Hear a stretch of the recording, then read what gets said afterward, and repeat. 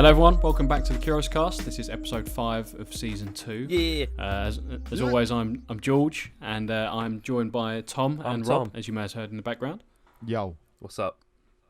Yo. You may have noticed that we're still not back in the studio. We are still recording remotely, unfortunately. Being safe. Responsible. Being safe. That's it. All that. Yeah, and we can have a beer at home instead of having to drive. Rob, are you having a little beverage? I am having a beer. I am on. I think Siren is the company. Be Even More Pacific. It's from California. Nice little It's like pun. a craft ale. Yeah, I think it is a nice little pun there. I got it from that. Gina got us Your advent calendar. advent calendars. Yeah, this was day 12, I think. It is Nice. it's the 13th actually. Yeah, I know. So- yeah, this yeah. was, I was But going to say it is the yesterday's 12th. day, or maybe even day 11. Nice. Yeah, it's great. I mean, I've got a Kinder advent calendar, so it's definitely not as good Have as. you? I don't have Yeah, it's one. not- I don't have That's one. pretty good though. And I'm Do the you get a toy every youngest. day? I'm the youngest one here, and I don't have an advent calendar. Do you get a toy every day, George? No, it's just the chocolates. You know the little Ah.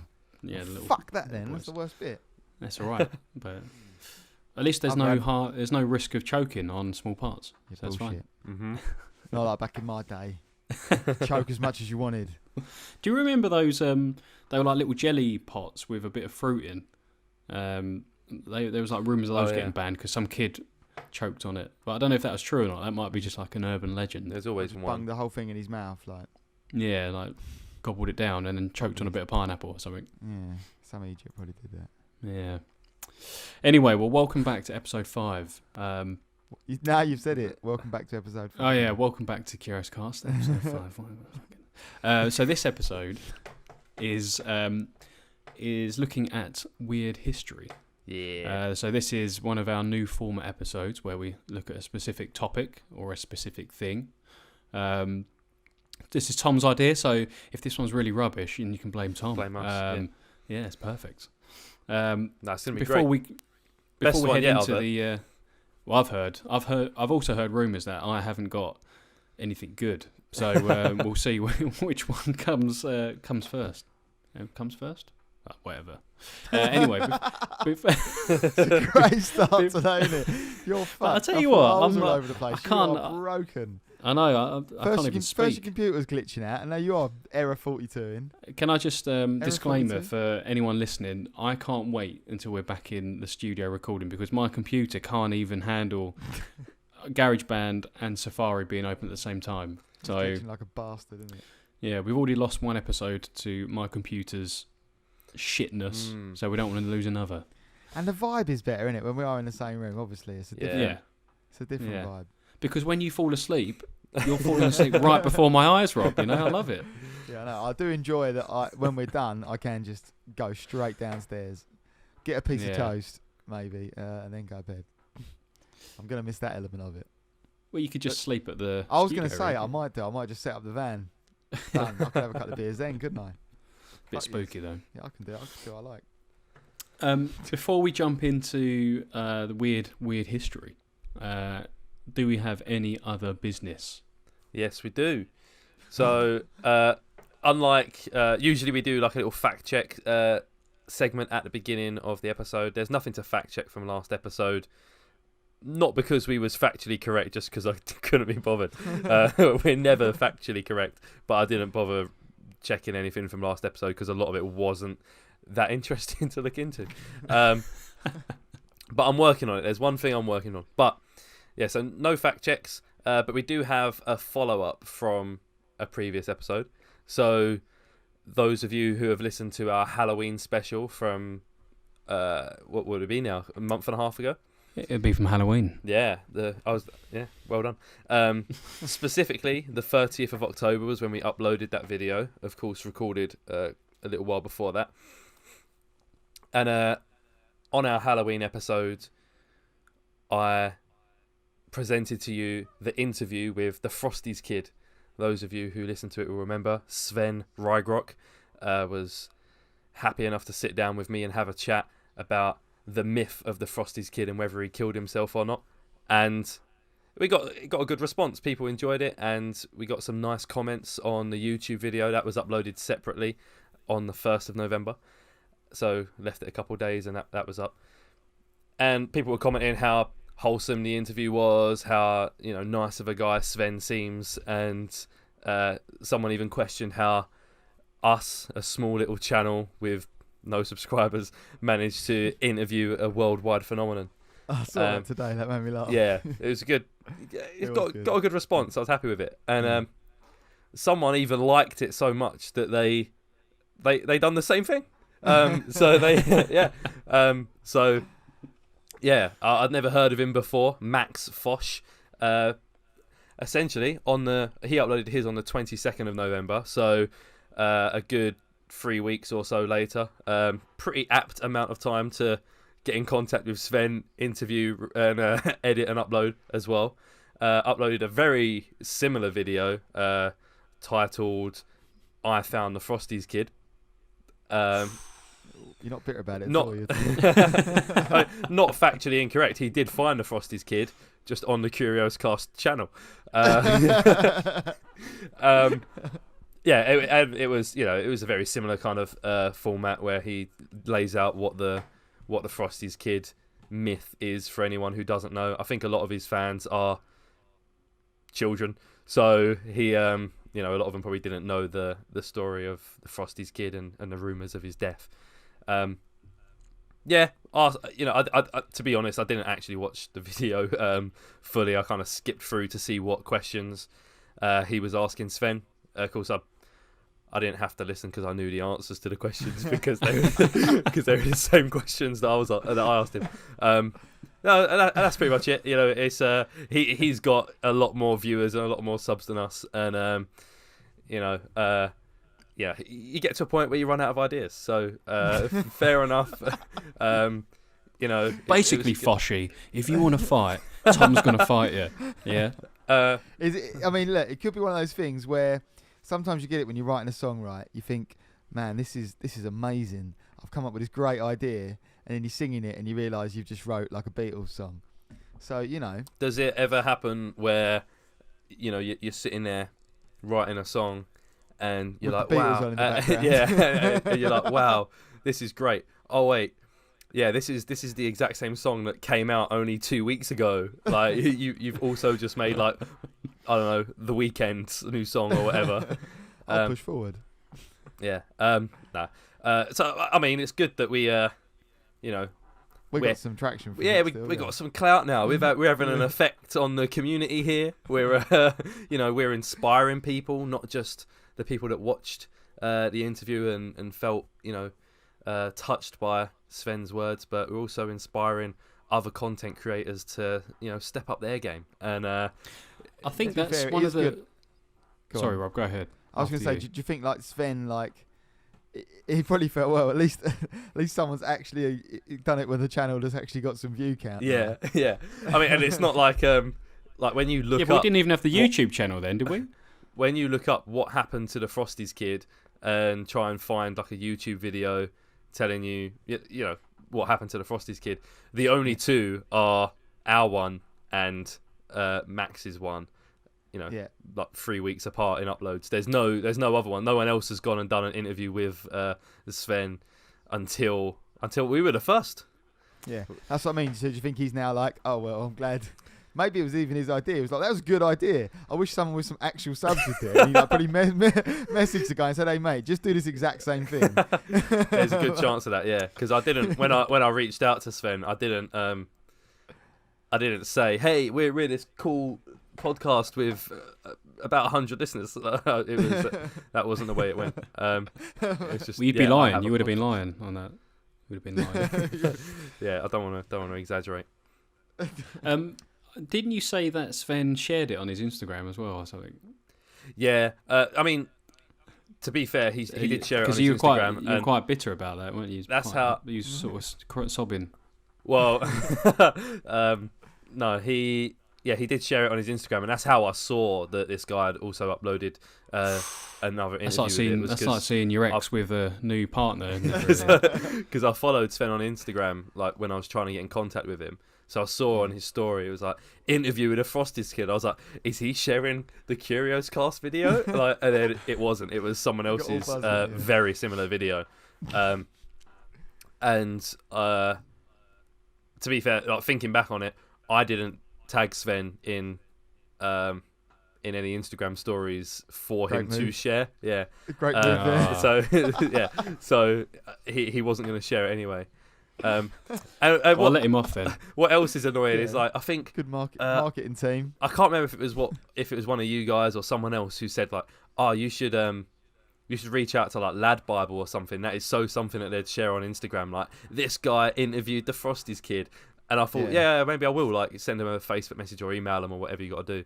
And I didn't do it. And then my mate was looking at it the other day, and Max's one was on Lad Bible. No way. Yeah. No. Tom, you've he's- single-handedly killed the Curios cast. He's fucking swooped in, and yeah, it's Yeah, I think I said that. I remember. Yeah. I remember that being brought up anyway. yeah, it's like those videos you see where like there's a race and the person's celebrating before they get past the line, and then someone just overtakes them and storms through that ribbon. Do you know, this has like happened to me twice now in my life, right? The other one I think was possibly more dramatic as well. So we were doing a music video with a band I was in, like Originals band. It was like technical, brutal death metal stuff, right? But it was the classic. We'd play to like, if you're lucky, the other bands, you know, they might stick around and watch it. You'd go all over London, never really get any money, whatever, but we liked it. It was fun.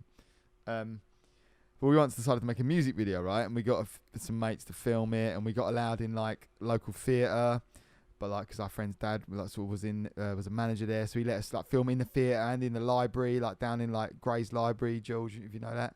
Yeah. And it was looking pretty good.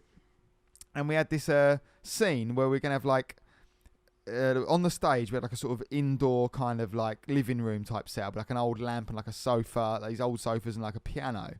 And then we was gonna cut. It was sort of like these weird figures were sort of following us around the whole video. We didn't fully have a concept. It was kind of loosely that, right? And well, it was that. But we don't really know what it meant anyway.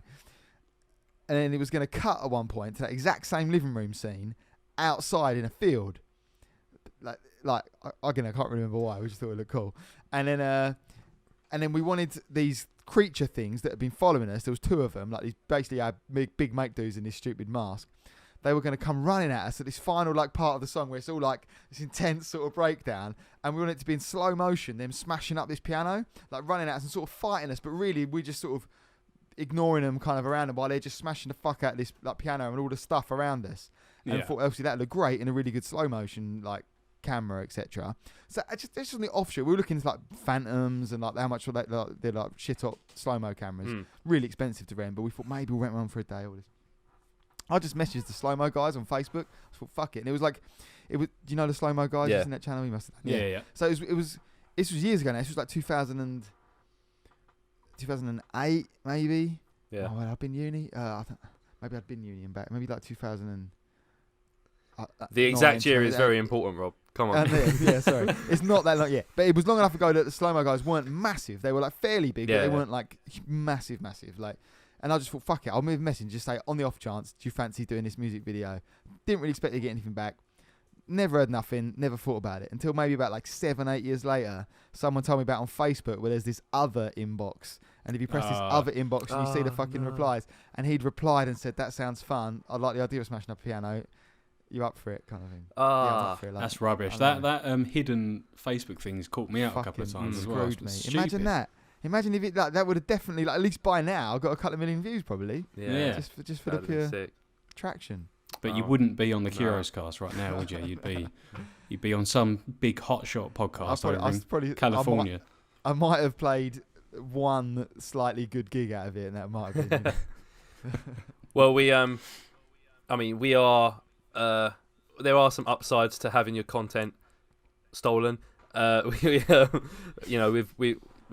leached some views from the Max Fosh crew.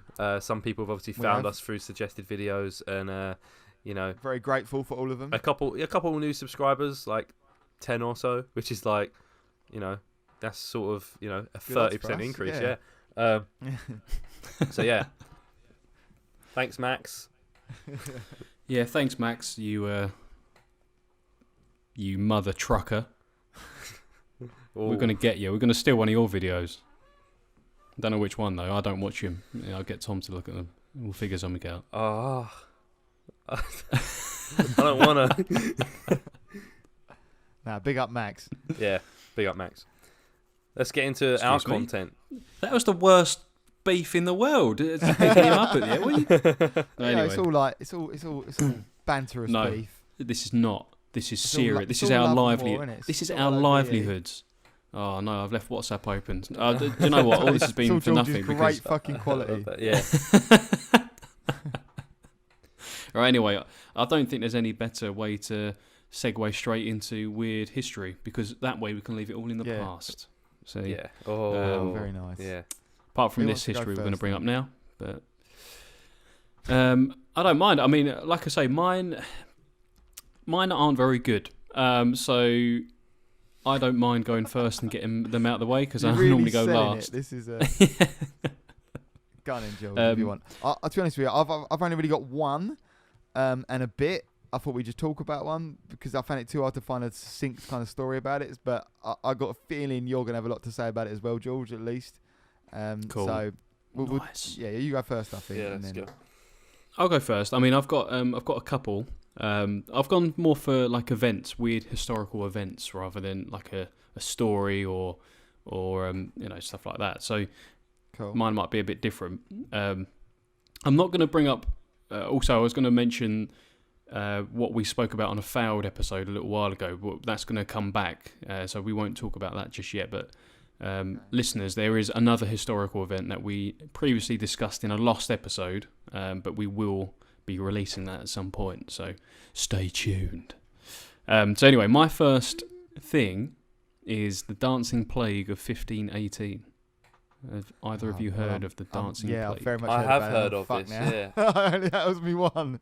Oh, Was that your one? Yeah, it Was it really? Oh Yeah, no! fuck, it Is that the first time it's happened? To me, it has. A few of others have clashed. This is the first time we've ever clashed. Yeah. Oh no! No, there was the episode we had. All three of us had the same story. Was there? Yeah, the Vietnamese police raid Oh, on the the condom. reused Oh, condom yeah. story. Oh yeah. That was Classic.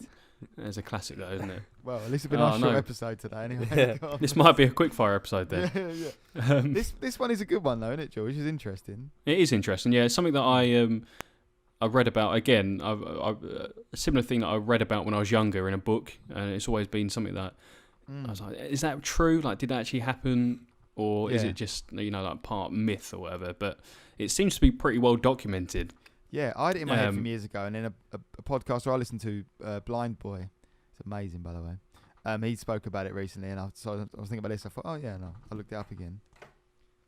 Yeah, it's pretty mad. There's like a few It's other events. So mental, effectively, the plague was a case of dancing mania that occurred in Strasbourg, Alsace, which is now in France. But it was part of the Holy Roman Empire in 1518. And it revolved around a group of people between 50 to 400 people that just danced continuously for days. They couldn't stop, and it just started in a frenzy, and then more and more people joined in until it was just this like rave basically for days and days and days, Sounds good. which is really Yeah. weird. I was going to So- say nowadays they just call this global gathering. Yeah, flash mob. So it began in July 1518 when a woman began to dance fervently in a street in Strasbourg. So it began with one woman dancing on her own. And it's been documented through physician notes or doctor notes, through sermons given in cathedrals. So there were like official discussions taking place about it. In chronicles, so like council documents of the local areas, and official notices pinned up by the council of Strasbourg. So it seems to be pretty legit. You know, it's been documented in quite a few different areas. It's not like one person has written about it in a book and then 500 years later or whatever we're trying to decipher whether it actually happened or not. One part that I remember reading about when I was younger was that some of the people danced until they died, like they just exhausted themselves, well, because they couldn't couldn't stop, and then they obviously ran out of fluid or whatever. But apparently that may be incorrect. So some sources claim that for a period the plague killed around 15 people per day. However, the sources of the city of Strasbourg at the time of the events did not mention the number of deaths, or even if there were fatalities. And there do not appear to be any sources contemporaneously to the events that make note of any fatalities. So that's a word, isn't it? Contemporaneous. I think I actually said it wrong. I think it's Right. contemporaneous. But yeah, so I don't think Nice. that anyone died during the dancing plague, which is quite good, I guess. In what I read, I think it said that there were some deaths, but not. Doesn't mean again. It's a bit vague. It doesn't mention how many. Yeah, but it says 'cause that it's some saying that- people I died from think- exhaustion. And Contemporaneous would mean that any accounts from the time. So some accounts, like Homer, not Homer Simpson, but Homer, Yeah, the Greek yeah. poet or whatever it was. Yes. Yeah, And he I wrote thought about so. the Odyssey or the Iliad, but he was writing about events that were, like 150 years or even further back in time, than when he was born. So you can't really take him that seriously as a historical document, right? Whereas if someone was right there, Yeah. it's a bit more legit. But who knows? I mean, people die at raves, don't they? From Getting stabbed. from- People do, right? getting Yeah. stabbed or Getting stabbed taking just a dropping bad out, pill. yeah. So wouldn't surprise me. Pretty hectic, isn't it? Yeah, so I mean, it's one of several mass dancing plagues that have happened throughout history, but I think it's like the Pandemics. biggest one. Yeah, like a pandemic. There's a couple more that I can mention. I'd which like is to really, really know weird. how, almost like how dense it was. Like, was it like one person would be dancing on the street, and then I don't know, the next day you see wherever you go, you just saw people dancing. Like, was there just people dancing all over the place, or was it just kind of like each? I don't know. There would be like one or two people down each street that might get it, and they just kind of, they're just there. Yeah, They were, that's what I they were was- just boogieing. Yeah. I saw it as it was like a couple of people would start it, or like one person would start it, and then like a couple of people would get it. But then they thought, from one thing I read, it was like they thought that dancing would be they let them dance it out, So they they'd hire like a dance hall and like orchestra musicians to like play along to their dancing at one thing, and then but then it just sort of says, and then more and more people started dancing. It doesn't quite. But I think what you're going to say, George, is about one about I couldn't find it then in other towns, and it says like there were like a pond where it spread along like a river, didn't it, or something? Yeah. So it was it seemed to be spread along like a water source. Because one of the causes, or the supposed causes of it, was that it was brought on by like food poisoning or like some sort of food or chemical. I read it was a fungal disease, ergot. Yeah. So Which is a the victim poison, might isn't have- Yeah, they might have eaten from rye flour contaminated. Bread made from rye flour contaminated with fungal disease, ergot. That seems which to is make known to most produce sense. convulsions. Yeah. Which is So actually some similar sort of to fungus. a form of LSD. So they all just tripping balls for like just tripping balls and a month. convulsing. Yeah, there is a thing where you can like supposedly strain vodka through mouldy rye bread and trip on it. Oh really? Apparently, yeah, I read in Well, books. we'll try that. Curios cast cooking with the cast. Oh, I'd cast. actually be up for I'll that. get a dancing That'd be pandemic. fun. Yeah. I mean, that does sound like the most sort of plausible theory, is that it was some sort of like mass poisoning or like something's caused it, because And just the fact rye that it seemed bread. to spread was sort of, it didn't really go from person to person in such a way. It was just, it felt like that to them. yeah, it wasn't like coronavirus. This wasn't Yeah. like the coronavirus of 1518. However, there Sorry, are don't go some near 'em, people I that get the dancing. there are some people that say it's not likely because if someone's poisoned by ergot, then they're going to be unwell. So it's unlikely they're going to be able to just dance and dance and dance and dance without any sort of ill effects or dying. Like, there would have been more people that were dying, and also it doesn't really understand why it was it was so spread out. Some parts were spread out, so there was no like rhyme or reason as to why they were springing up. If it was like a specific baker or whatever that was producing this bread, or then you would the whole expect it to town be would have got it. clustered in a more central sort of area. Yeah.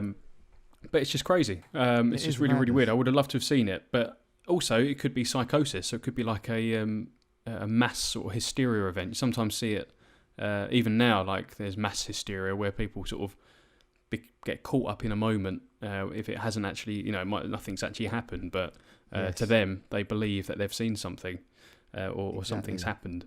That is like tribal myths, isn't it? We've done that. Tribal myths. Yeah. We could do one on that. We could do one on those, really. Ones that things you think. We spoke about that before, haven't we? Yeah. A bit Or like the fucking Mandela effect, isn't yeah, it? or this is 500 years prior MK Ultra experiment. Like it's some kind of mind With the mouldy control, rye bread. or it was just a prank. Like there was some 1500s Darren Brown who was out there just mind controlling people into dancing, hypnotizing everyone. When they saw someone dancing, they had to dance as well. Like a Pied Piper. Yeah, exactly. That's I it's do pre- like the idea of the sort of mass hysteria thing, though. And like it said about, because at that time it was just a pretty shitty time to be alive. Like I think after the 1500 ones, wasn't it? Like there'd been like loads of disease, and like syphilis was rife, and like some other shit had just happened. Like I can't remember what it was. Like in Europe there'd been some huge war or something as well. Basically, it was just like a shitty time, and so they reckon that people were just stressed as fuck as well. Like which could be a factor. so in 2021 or 2022, we should start seeing people just dancing all over breakdancing. the place. Yeah, Fuck me, yeah. that'd be sick. I mean, Fucking mad shit does happen, doesn't it? It's pretty strange that it sort of died out suddenly. It seemed to die out in like Yeah. the 17th century. It's like a medieval Middle Age, or the Middle Ages was like the high point of it, and then all of a sudden it just stopped, which is strange. Because I mean, it's not like Europe was completely then war or conflict free. From the 17th century, Yeah. it probably got more. Or like stress or fucking Yeah. adversity free. Yeah, it was all clean sailing after that. So it's strange. I mean, there's loads of them. That Strasbourg dancing plague is just. I think that's like the biggest cluster, but all over Europe, from like Italy all the way up to like Denmark and Scandinavia, it's just strange. Like really, really weird. There's one other thing that when I was looking at it, specifically the Strasbourg one, there was a link to something called the Tanganyika laughter epidemic.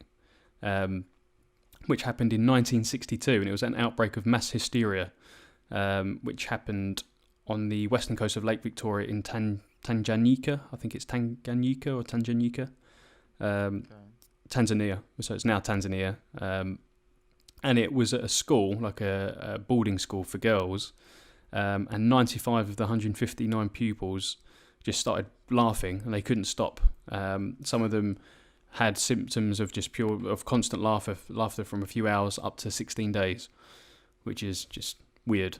And again, that's another thing where they think it's like a mass hysteria or like a social phenomenon where people maybe under stress or for some other reason just get locked into some sort of routine and they can't sort of break it.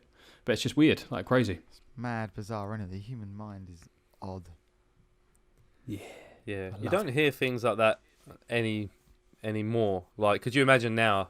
Obviously, now we do have a pandemic, but people are just getting sick.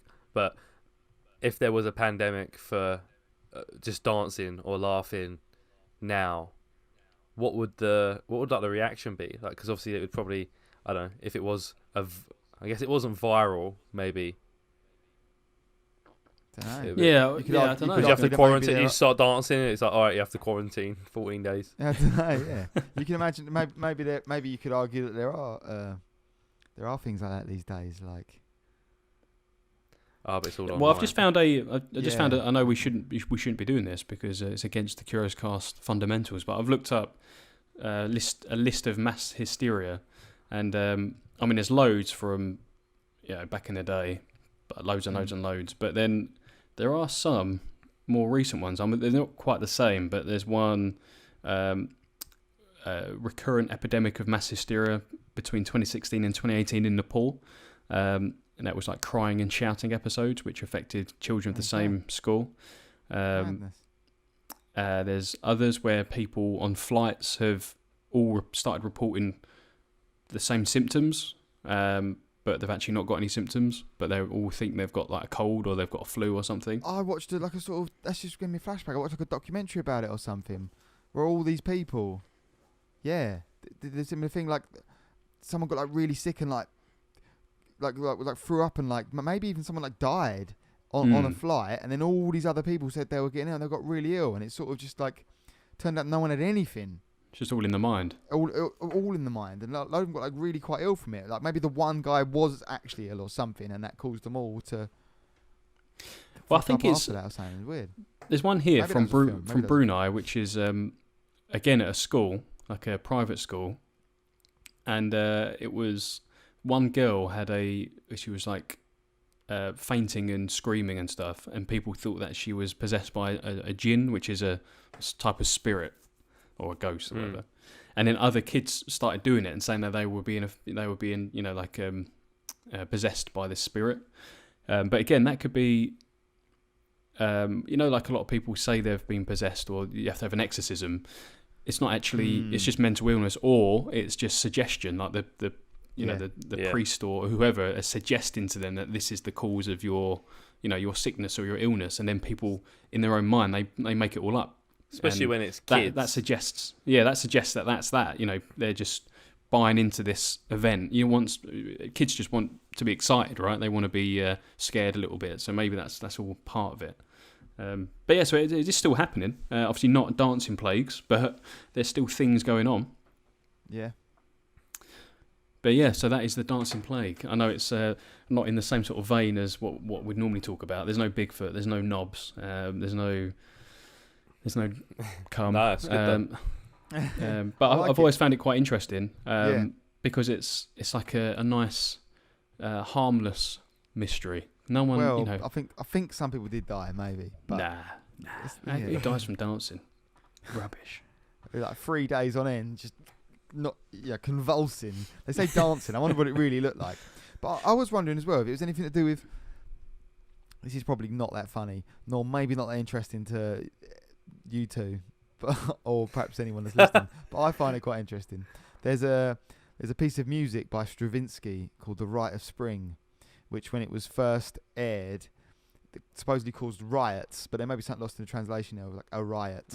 But it was because it was like just really like discordant for the time. It was released in like 1911. But in it, it's like a ballet and a thing and a music composition. But it's about like a girl that dances herself to death. She's sacrificed and then has to dance herself to death. And I wonder if he was inspired by that kind of idea at all, like maybe from that story. Is it a good piece of music? Can you recommend it for our listeners? Yeah, it's pretty intense. It's heavy. Yeah, it's a fucking caused a riot when it first came out. Isn't it mad how you hear about things like that? Like there's one song by there's an artist called Link Ray. You'd know it. It's used in a Pulp Fiction. Bow bow bow, boom boom boom. You know that? Oh yeah. We're gonna get copyright struck. Keep going. Because it's so accurate. But like that came out as an instrumental piece of music. Came out in like the 60s, I think it was, and it was banned. It didn't even have any lyrics, and they banned it because they said it was like music of the devil. That's heavy, isn't it? Didn't even have any lyrics.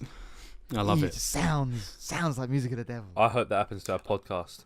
The podcast of the devil. It's banned. Of the devil. Yeah. We did cuss out the Catholic Church at one point. I've done that a few times. Maybe more than one point. Yeah, done that. I'm staying well out of it. I don't want to get sent to hell.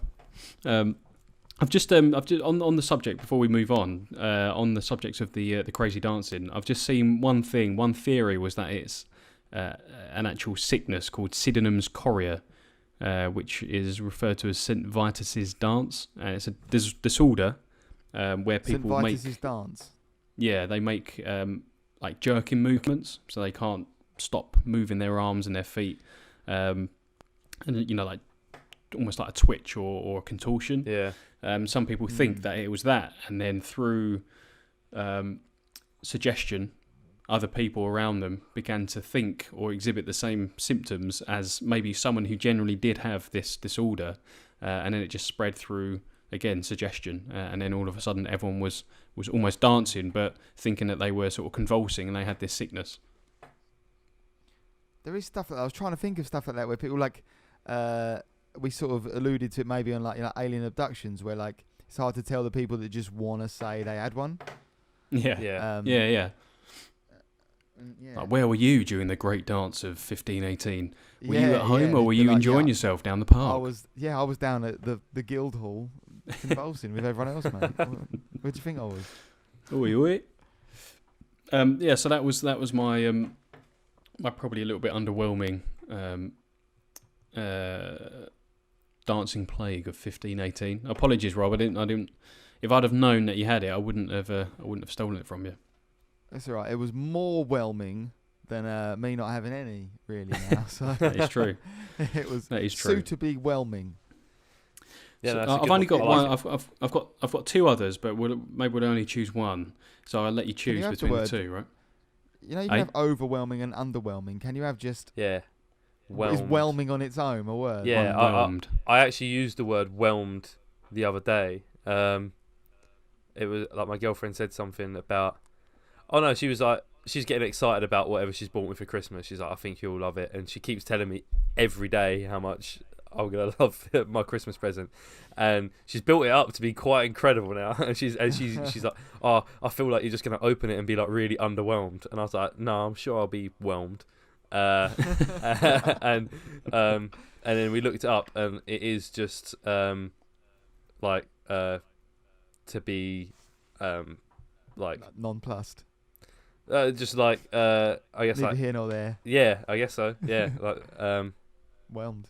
yeah. I Satisfied. can't actually remember what the definite like. Mute. Yeah, I like it. I'm going to start using it. yeah, very whelming.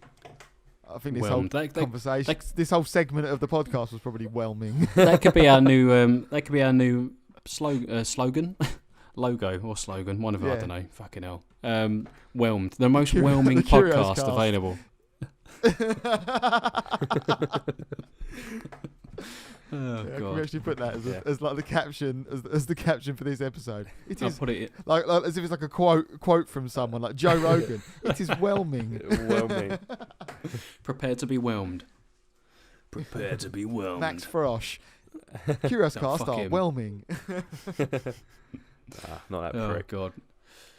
Right, I'm going to give you a choice of my last two. Right.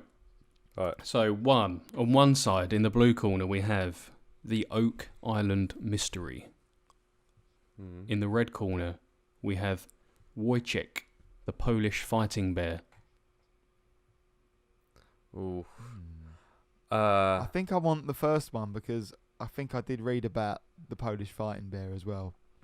Yeah, and the first one I don't have any idea about what Yeah. it is, but I kinda can get the figure idea out with that the the- second yeah. one is about a bear that fights. And he's Polish. Yes.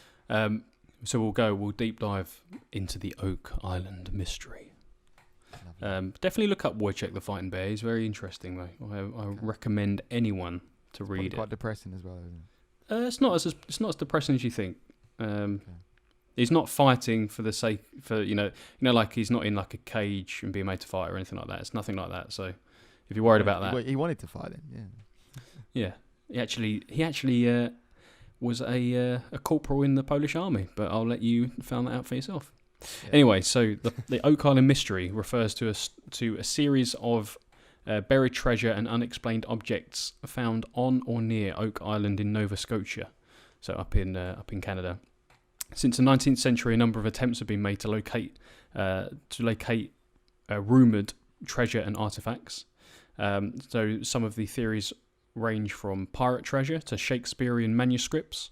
There's a really good conspiracy theory about Shakespeare having not actually written his works, and it's actually some lost works from the person that was supposed to have written Shakespeare stuff is buried on this island. Oh, And I it's see. also rumoured to be The where theme the of Holy Grail plagiarism or the has come Ark up of the again. Covenant has been kept, Oh. having been taken there by the Knights Templar. So there's quite a lot. So I'm not going to, because it's one of these things where there's lots of different tangents and like rabbit holes or whatever that phrase is, where you could spend ages talking about it. But effectively, Yeah.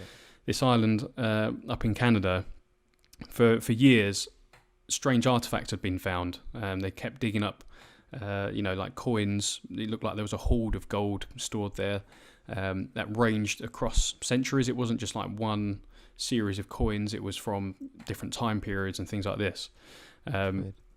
All of them have been carbon dated and have all been confirmed to have been from, the time frames that they should have been from, and comparable within like the soil and stuff like that, the depth. They hadn't been like dug up or anything like that. So after a while, people started to think, well, let's go and dig it up. So they went to start a dig on Oak Island, which was called the Money Pit. I don't know if it inspired the film The Money Pit from, was that Tom Hanks? I can't remember who was in The Money Pit. Anyway, there was a curse said to have been laid upon the island by whoever, and that is that 7 men will have to die before the island gives up its treasure. So far, 6 men have died whilst trying to claim the treasure. Oh, come on, one more. Like, dun, dun, dun, dun, dun, dun. That's kind of like The Simpsons. I know, but no, that's more that they make a pact, isn't it? And the last one alive gets to keep the treasure, and it like Grandpa Abe. And, I love it. So this is like the classic. Again, this is something that I read about when I was younger.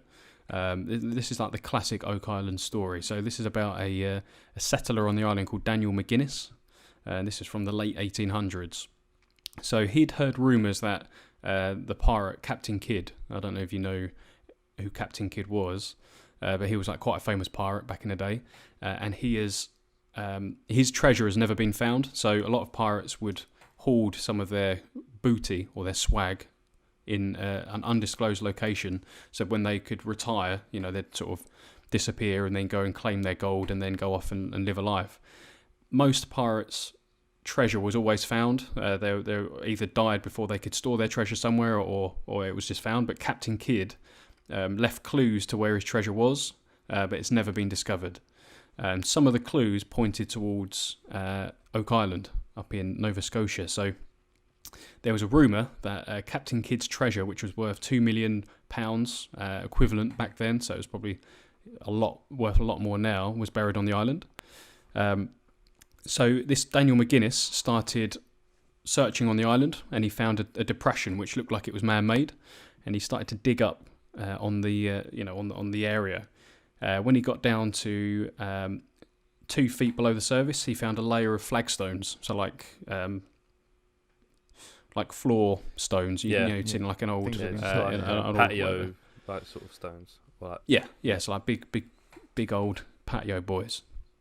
And then oak platforms were then found every 10 feet below that. So every 10 feet there'd be another series of big oak beams for no reason just laid across this shaft.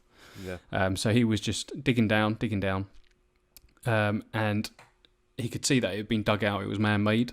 However, it got down to a story of 35 feet when it started to collapse. So the wall started to let water in, and then back in the 1800s, they obviously didn't have the technology available to us now, and they weren't able to keep the walls of it up, so they never got down to the end of it, and the whole thing collapsed. And then nothing else was done for quite a while before a few other people started to gain an interest in it, and a mining company went over to Oak Island to try and take over the work that McGuinness had done. This was about 30 or 40 years later, I think. But again, they ran into the same problems. They got down to a certain level within the shaft. They found the oak beams at regular intervals.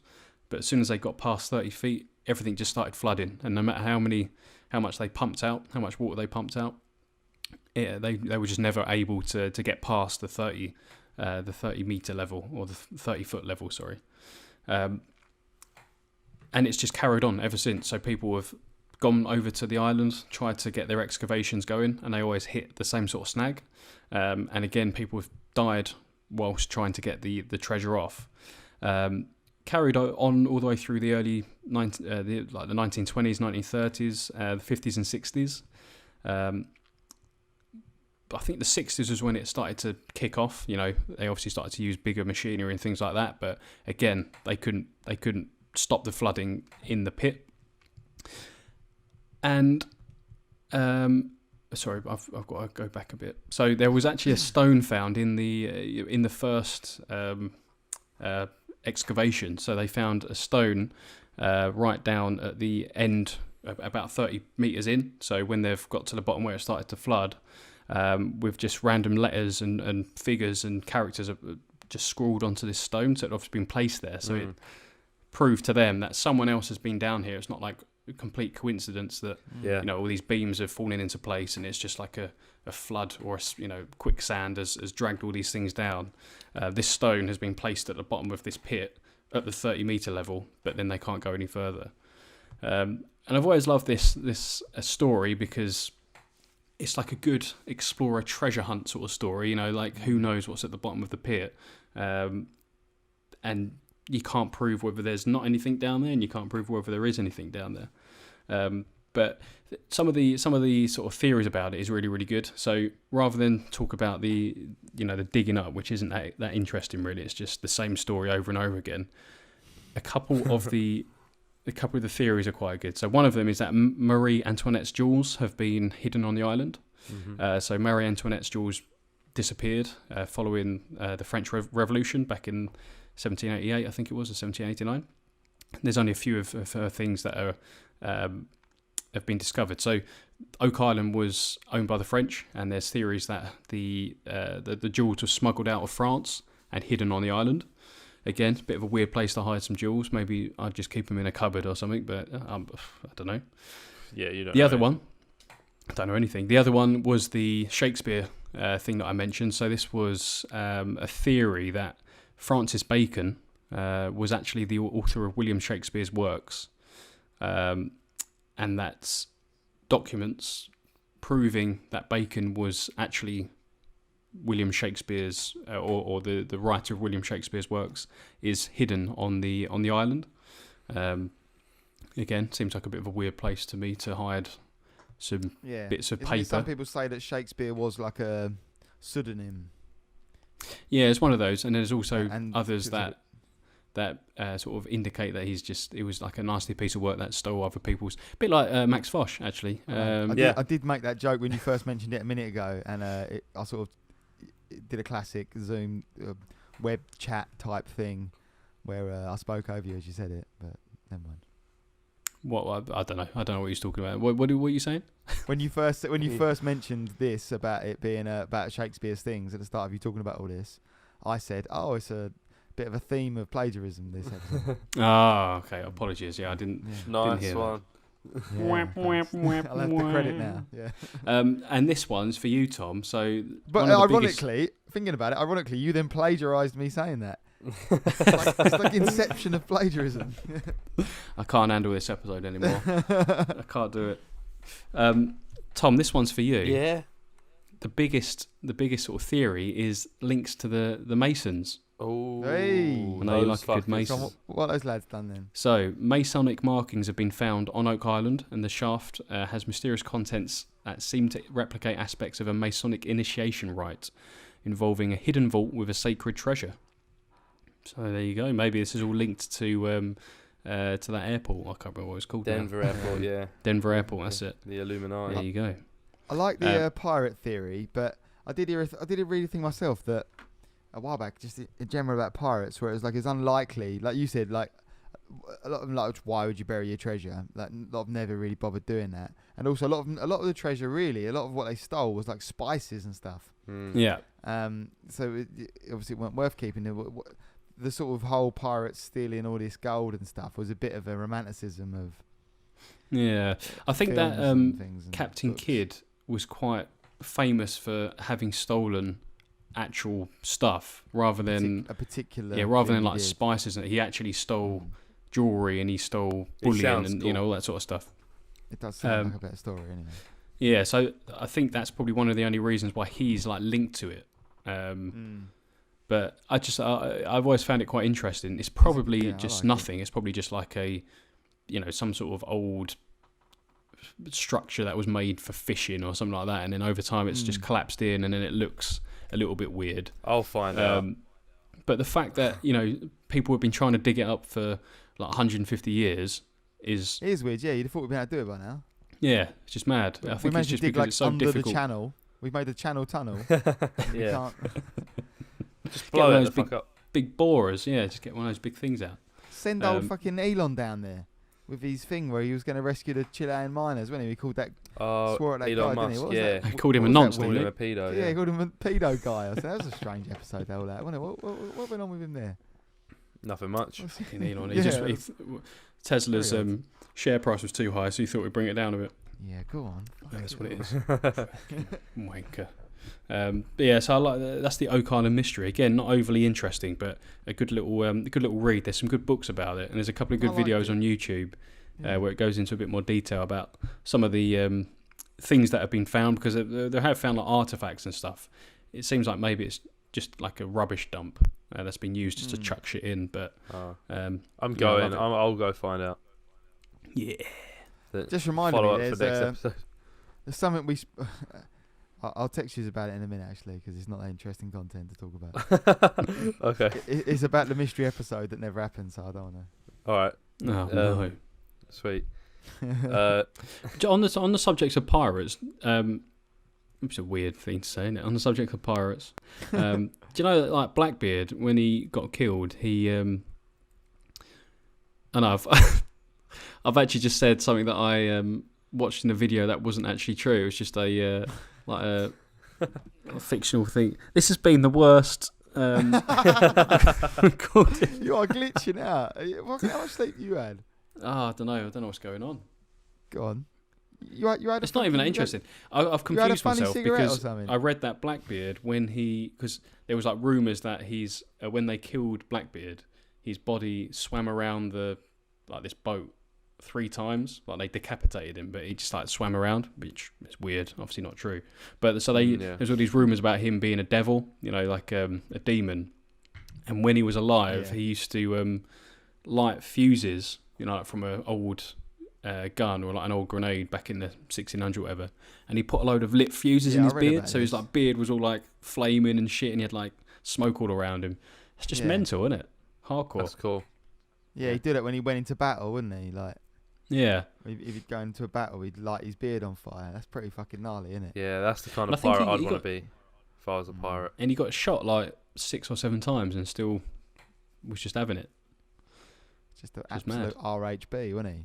Yeah, I'd the threat of maybe being shot once, I wouldn't have it. I'd be instantly laying down my Yeah. my little saber.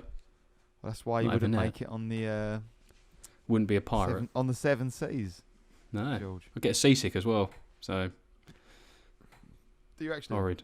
Yeah, I was sick out my nose once on a boat. It was horrible. Lovely. Um, Lovely. yeah, I've been sick on boats. Yeah, I threw up on some like businessman's like shoes. That was good. Yeah, brilliant. Yeah. It's fairly natural, I think, to be sick in it at the sea, but Yeah. get used to it after a while, isn't it? Why is it you feel sick when you're on a boat, but if you're like just floating around in the sea, you don't feel sick? It's to do with the same reason I think that you get sick when you do VR in certain things. It's because you can't. It takes you a while to for your mind to adjust to the idea that you are moving. It's kind of like the opposite reason, actually, maybe even to why you get sick on VR is that you're actually moving, but you can't. It's like people say, like, if you go out on deck and you look at the horizon, you don't feel as bad because you get context of it moving. It's when what your brain is, what your body's feeling and what your eyes are seeing are different. So especially if you're like if you're in if you're in the boat, obviously everything is staying still, like all of the chairs and tables and stuff are not moving, but your body can feel like the boat rocking subtly. Right, okay. And like the floor under you is not moving, whereas when you're in the water, like you're feeling every bit of it. And also most people aren't in water for like hours and hours in the sea. And That's it's generally not as big- choppy as being on a boat. Yeah, if you're in water that was going, maybe you might feel different about It's it. the same when you're in a car. Like people that get car sick, it's because the inside of the car is not moving and your body's not moving, but your eyes can see a lot of movement around you. So it just like your brain just freaks out and throws up. Yeah, It's because like with VR. it's because it's because as humans aren't meant to go on boats and humans aren't meant to be in cars. Yeah. So it's the not a only natural time thing to do. your vision wouldn't match your body is when you've been like poisoned or something. So if you've been poisoned and you've had some kind of like psychedelic mushroom that's going to kill you, then you'd start tripping out, and then so your body like froze up to like get out what's in your stomach. That's Okay. interesting, Tom. Bit of knowledge there. Yeah, Yeah. that is a bit of knowledge That's there. Yeah. that's That's why, the yeah, most that's why highbrow they that say- the Curious Cast is ever going to Yeah, do. Right? bit of Yeah. Yeah. Well, that makes sense. as to whelming why intellect. looking at the horizon, makes you not feel sick Yeah. because it puts it in context. Nice work. Yeah. Just Well- quickly, for some reason, whelming on the intellect. bottom of this article is a link to another story that I told Rob a long time ago. I don't know, Rob, you're not going to be able to remember, I don't think. Do you remember me telling you about the Chase family vault? Vaguely. Pray So- tell. This is like a really, really short thing, but again, this is something that I read about, and this, just a little bolt onto mine, which might be a bit more interesting than the last piece of bullshit. But basically, in Barbados, there was this family burial vault, and obviously, when someone died, they get placed inside this vault and then sealed up, and blah blah blah, whatever. But over the course of, I believe, 25 years. Oh no, sorry. 35 years, as different members of the family died, obviously the vault would be opened up, and each time the vault was open, go inside and all of the coffins would just be completely moved around. So some would be up against the wall, some would be tipped over, it'd just be like all disarray inside. And there was no footsteps because it was all sandy in there. No footsteps at all, no signs of entry. Everything had been sealed. When the vault was opened again, it would be sealed properly, officially, and it'd be like a seal that if it had been broken, obviously you'd be able to see that it had been broken. So therefore, someone would have got in. However, each time, without fail, all of the coffins were just strewn around. And then it stops. So it happened over the course of 35 years. I don't think there's as many members of the family still living in Barbados. I think it sounds like they were probably like a colonial family, so maybe they've sort of died out or the family name's died out. But it doesn't seem like the vault's being opened all that much anymore. But who knows? The coffins might still be being moved around. But I've always liked that little story. Yeah. Very odd. Yeah, so it was all these weird coffins being thrown around by ghosties. Poltergeists. Shite. That's me done. I told you it wasn't very good this week. That was all right, George. I think it was perfect because you didn't go on for about 3 hours. That's true. So Rob, obviously you wanted to speak about the thing that George did. I did. I Forgot want it to already. speak about the fucking dancing pandemic. All right, mate. Yeah, it was pretty well. What was you had something else? You said something little, right? Well, it's just a bit dead. I mean, it's not dead. It's quite interesting, but it's just it was hard to find a succinct, sort of telling of it. Again, like George, there's quite a lot of rabbit holes about it. But just while we're talking about historical things, just something I was like, it's a good like old conspiracy theory about did the Titanic really sink or was it a different ship? So have you ever heard this? I thought this might be something you were clued up on, George. It felt like Yeah. a bit of you. I reckon it was swapped with one of its sister ships, right? Well, this is the things that people say. A lot of people mistakenly get it confused with a ship called the Lusitania, which wasn't actually anything to do with the Titanic. It wasn't a sister ship. The Lusitania was just another ship which torpedoed, also didn't sank.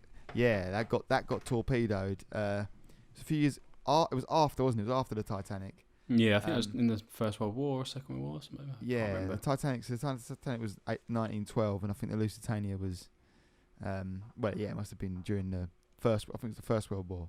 The Germans torpedoed it, but it was similar in the fact that it was a lot of the same sort of people that would have been on the Titanic. What could have also been on either, and vice versa. There were a few people like had a ticket for one and should have been on the other, and there was like happenstance that meant they survived both, or weird shit like that. Or one of the survivors was supposed to have a ticket on the other one, and it was all like high society people on both, like big famous film stars and shit like that. But it's not that one. A lot of people think it was a sister ship called the Olympic, and it's just one of those things that there's like people talking about going down diving to sort of find out. So there's like because obviously it was a sister ship, it was very similar, but there were subtle differences about it. Like a way in that the funnels sort of looked, and there's people that say that are looking at videos and photos of the wreck of the Titanic, because obviously we know where it is now, and they say that's actually the Olympic because of the way the funnel is, and there's different things about it that they say make it more likely to be the Olympic and that. But because when I first thought of this, I remembered it being as in I'd only ever read that it was like, I'd only ever read the conspiracy side of things, where people were pretty sure it was. Yeah. But then as soon as I started Googling it to read about it, most of the articles I found were like, these are all the reasons why it's probably not that. Wasn't it supposed to be like an insurance scam or something? This is what people said, yeah. People say it was an insurance thing for the company, White Star Line,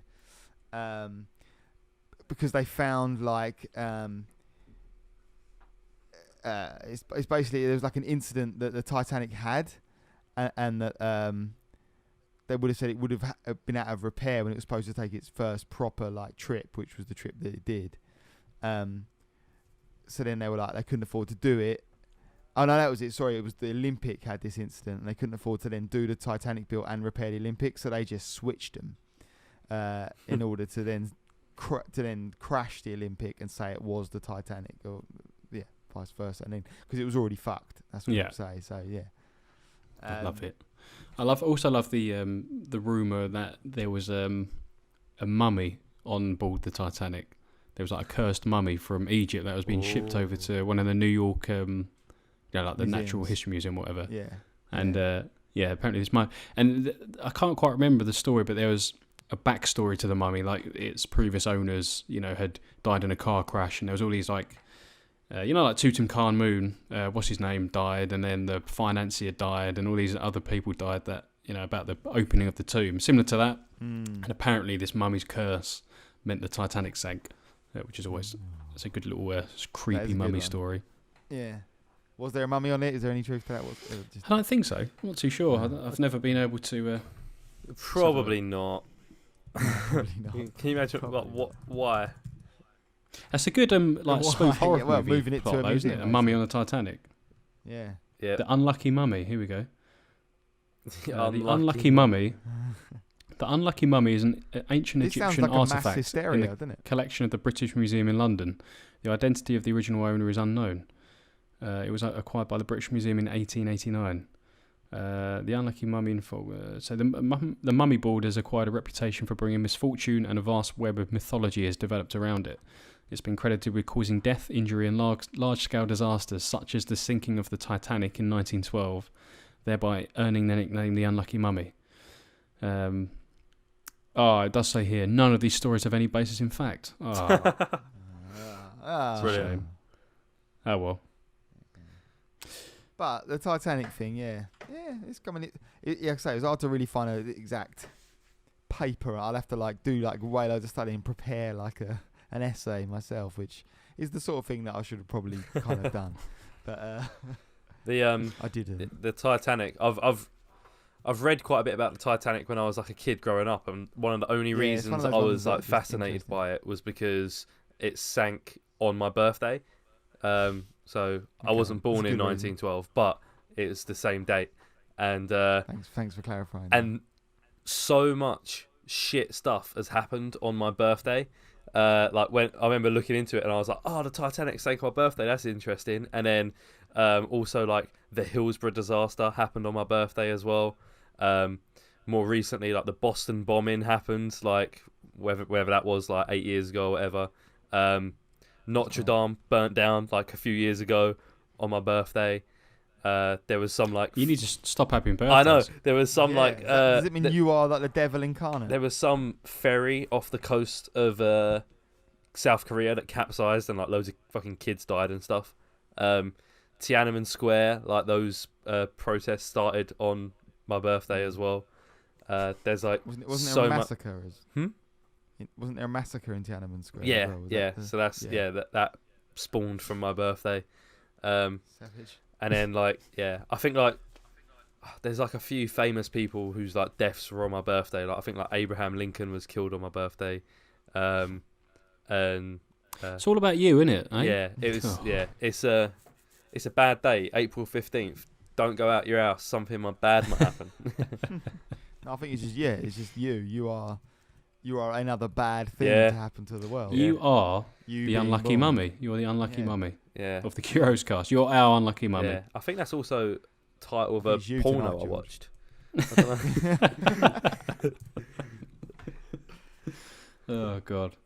I love the Titanic. I was always fascinated by it. Don't know why. It's just a ship, isn't it? It's not nothing special. Yeah, but there's like a sort of mystique about it, isn't there? Like an allure. Yeah. Like sort of fanciful and. I had a book when I was younger which had loads of old photos of it, and it had photos from the Olympic, which was identical inside. So they took photos afterwards in like the late 1910s. These old black and white photos, and it looks like some sort of grand old building in London, but it was a boat, and it just looks like another world now. The fact that you had like this just style on a boat is just mad, and to think it's all at the bottom of the sea now, just sitting there rotting There's away. a bloke, isn't there? There was someone talking about doing he wanted to make it and redo it. redo it and sell people tickets to go on it, but obviously the only real difference being the correct number of lifeboats and it not being susceptible to sinking, etc. Yeah. But he wanted it to be the same inside, so it'd be like you went back to a thing, but it was sort of like, because of how small in comparison to actual cruise ships, it's not actually that how big they are now. They're stupid. It was like the amount of money for a ticket would have to be like crazy. Yeah. So I don't think it ever really got the backing, but It's a shame. last I'd time I read about it, definitely it was do still about. It'd be, I mean, I don't know if you would. I think it was like crazy money, but it'd be Yeah. interesting to watch a video tour of it. Yeah. In high definition, isn't it?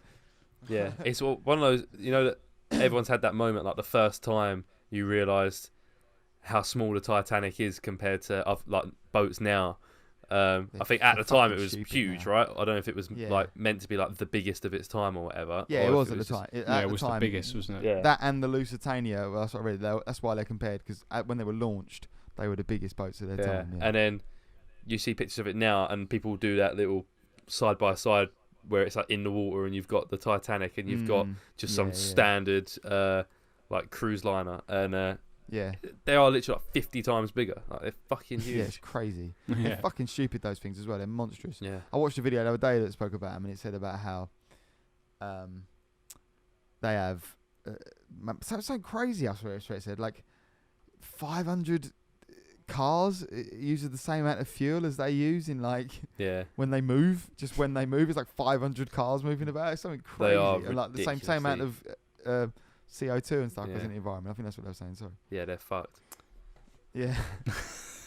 But I just had a thought as you were talking about that. Talking about, you love talking about, like, you had a book that you read, and like how I just sort of knew that you'd know about this. And I remember reading about it as a kid. Is that different now? Are kids growing up now, they don't, because they got access to all the information ever. Like, we had a sort of limited resources we could kind of probably tap from. So there would have been like books, or maybe like a documentary, and it would have just been about fairly relatively small amount of things. So we would have all seen about the Titanic. We'd have all seen about this. Do you think now kids growing up, because they've got everything? Is there a similar? There'll be a podcast in 20 years' time where they're having the same conversation, saying, "You saw that TikTok too?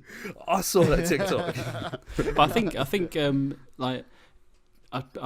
maybe it's different, because like having a book and having limited information, like you say, you could really become obsessed with something because of the sort of fascination with how little you didn't know about it. So I don't know, for me, like the Ghost books and this Titanic book, I could see these photos and I could sort of read the timeline and what happened and some of it. And kids don't do that now, because you can just go onto Wikipedia, and like Wikipedia is, if you go onto the Titanic Wikipedia page, it's massive. There's so much information on there. You can go into so much more detail. You mean you'd hit a point, if you wanted to know more, you'd have to go back to the library and get another book? Yeah, or even we sound so there's some fucking things old, don't we? You just we sound so fucking old. Yeah, if there is anyone left from that, but you wouldn't. Sometimes you wouldn't know, episode, right? No, but then There'd be no way you of could have knowing. the argument the other way, where now there's so much information that you could get more obsessed with it because there's more facts to find out. So a kid might read the whole Wikipedia page of the Titanic and be like, wow, fucking hell, that's interesting. And then hear that's about true. like a Expert, conspiracy yeah. theory video and go watch that on YouTube, and then find some forum about Titanic fans and like is on this forum going, what do you think? And then there's people that are like well into like the cutlery that they used on the Titanic, and he gets involved in that's that. true. And like you could just It's a keep lot more niches. yeah, there's so many more areas Yeah. you can like deep dive now. I think I mean, if I'd been, if I was a kid now, in my Titanic phase, I definitely would be on a Reddit thread like, dedicated to the cutlery and all Yeah. that sort of stuff. yeah. But yeah, I don't know. It's a strange one. Like I do miss having limited resources. Like I've always said about that ghost book that I had. Fucking That throw was your just a phone book away. that was a book Do that it. I don't know if I want to go that far. But I just had this book that told me about a ghost in a house. And that was it. Like I didn't have any more context around it, but that was enough for me, because you can sort of make up the rest in your head. A ghost in a I guess house. kids can't do that now. They can't make up the rest of it in their head because they've already could got do an everything right episode. there. No. How about an episode theme where we're not allowed to use the internet? One of the themes for one of our episodes is we have to go to the library. And we have to, and we Well, have to none of come them are back open at the moment. Yeah. Are they not? Are they I actually not? guess Well, not. the one in Stamford isn't. I don't. Maybe the Oh. bigger ones are. Well, maybe when they are, that could be a I that don't could be a know. thing I that still we owe do. him a book. I don't want to. Yeah, you owe him like a £500. I do have a book. It's literally on the bookshelf above me, and like the date stamp in it is 2003. Really? Yeah, I was meant to give it back. 2003. Maybe go to a different library then. Ah, yeah. All right. No, I've rinsed all the libraries around me. You just got about 6 books. Yeah. East London's got no books left. I'm sure you'd get to a point if you just gave it back. You hear about stories like that, don't you? Like, guy goes back with 30-year library book and they just go, all right, I'm glad to have the book back. Yeah. Yeah. I've been It looking would for have that been one. Yeah, £700 fine. Yeah. But well, there's a point where they write it off, innit? And you could just, oh, sure, I lost the book and give them 20 quid. as I just opposed like to- throw it through the door. Sorry. Oh. I miss libraries. That's a weird thing to say, isn't it? I haven't been to a library in about 15 years. Well, now you can't. Didn't you really go on the to a go. library at uni? Yeah, it's not the same though, is it? Like, It's it's not not the like same. a little It's not the local same, library, yeah. I used to like going to me and my mates used to go to Gray's Library and we'd write songs there. We used to get there was like a rhyming dictionary, so we used to go and get the rhyming dictionary in order to rhyme the lyrics, and then we'd like maybe get some stuff for like inspiration on writing a song. That's good. Oh, fuck That's yeah, that's geez, like right. pre-internet. That is old. That's great, innit? fucks. Yeah. Oh, sorry. Just hit my mic What, in what my I was trying to excitement. say earlier, but we was all a bit excited and talking over each other again, was that I said if there's any subscribers from that Mac that came over from that Mm. video and they're listening to this now, they're thinking, you fucking bunch of old fucks. What are you Yeah. talking about? Talking about the Titanic. I mean, Jesus. Yeah, and talking about books. What the fuck is a library? That's where you Oh, store your God. music on your computer in it, or there's like a folder called library. Oh, we've done it with that. No one does that anymore. That's old. That's an old fuck thing to say. Oh God. Tom, Right. What have I can you got? please save this episode because All right. this has been one hell of a So rabbit warren of bullshit Yeah. so far. So I'm going to talk about the Great Emu War. And I'm into it already. you're into it. So this is the time when Australia launched, or they declared war against the emus. And they Poor emus. lost. So it was just after World War One, and huge amounts of like discharged veterans who served in the war were given land by the Australian government to take up farming. So all these young men went out to fight, came back, and a lot of them didn't have any like job skills or anything like that. So they were given some land by the government and said, become farmers. Mutual benefit. You get a job and we get agriculture, sort of like kicked off. And but then they started running into trouble when thousands and thousands of emus would migrate and just like storm through their lands. So there would be like 20 to 30,000 emus that after their mating season would move from the coast to the inland regions. And now that there was all this land that had been cleared for farming, and there was like water supplies that were now available in areas where there wasn't, the emus fucking loved it. And the emus were like, you know, they'd go off to the coast, shag for a couple months or whatever, and then they'd come back and be like, fucking hell, look at all this water and these, you know, these crops and stuff like that. And they fucking loved it. And so they would like, look at them crop, lovely couple of crops on it. they'd eat the crops. They would, you know, run all over them. They would like ruin the fences as well, which would let other animals through, like rabbits and dingoes and shit, and that would like get into the farms and cause even more problems. So the farmers would, you know, kept raising it with their, I guess, local MPs or whatever, saying we need to sort this out.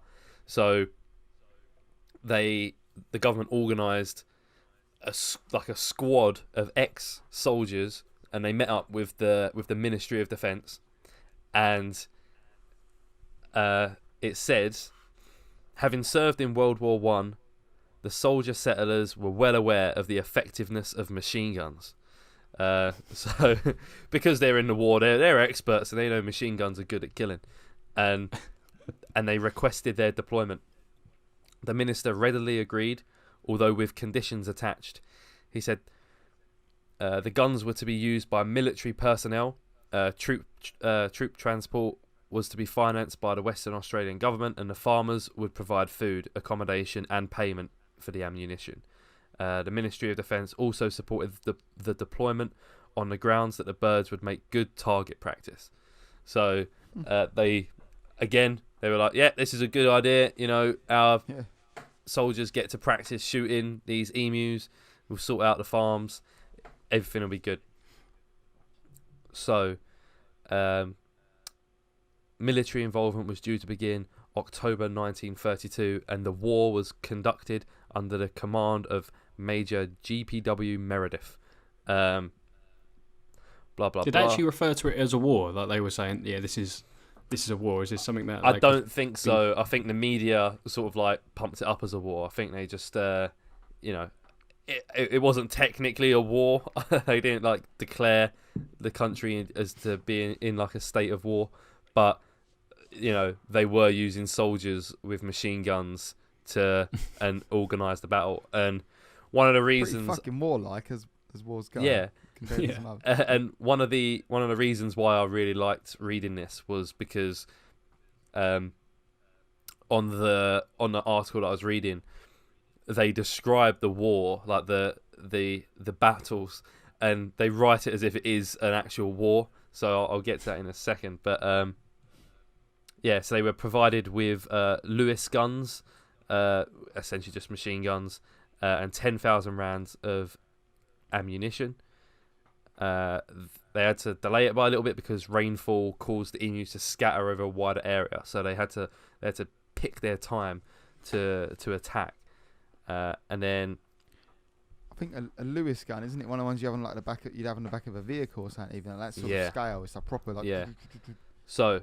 Yeah, I think so. Yeah. They were going for it with the fucking emus then. So this is a recollection of the first attempt. So on the 2nd of November, the men travelled to Campion, where some 50 emus were sighted. As the birds were out of range of the gun, the local settlers attempted to herd the emus into an ambush, but the birds split into small groups and ran, so they were difficult to target. Nevertheless, while the first fusillade of the machine guns was ineffective due to range, a second round of gunfire was able to kill a number of birds. Later the same day, a small flock was encountered, and perhaps a dozen birds were killed.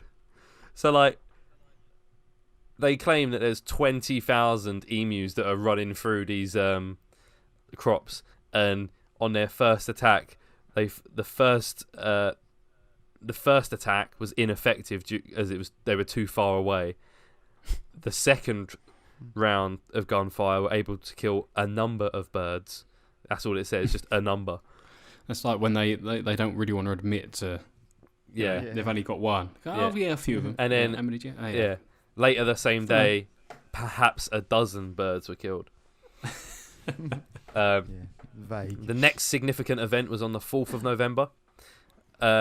Meredith had established an ambush near a local dam, and more than 1,000 emus were spotted heading towards their position.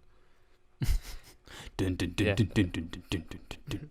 This time, the gunners waited until the birds were within close proximity before opening fire. The gun jammed. After only 12 birds were killed, and the remainder scattered before any more could be shot. No more birds were sighted that day. So again, another failed. They killed another dozen. Out of 1,000. Yeah, as well. yeah. Couldn't find any of Obviously, them. start shooting and the birds just fucking leg it, and they're Fuck quick off, birds. Yeah. But yeah, they only killed a dozen before the gun jammed.